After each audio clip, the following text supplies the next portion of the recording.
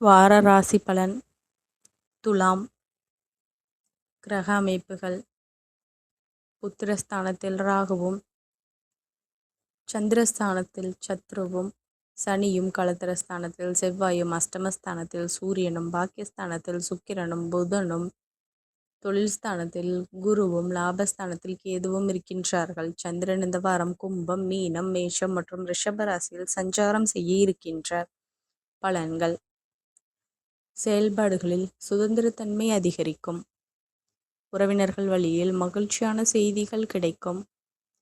அரசு தொடர்பான பணிகளில் இருந்து வந்த இழுபறியான நிலைகள் குறையும். ஆசிரியர்கள் ஆலோசனைகள் மற்றும் வழிகாட்டுதல் புதுவிதமான உத்வேகத்தை ஏற்படுத்தும். உயர்கல்வி தொடர்பான சிந்தனைகள் மேம்படும்.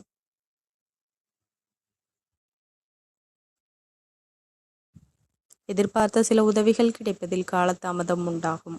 மனதில் நெருக்கமானவர்கள் பற்றிய புரிதல் அதிகரிக்கும்.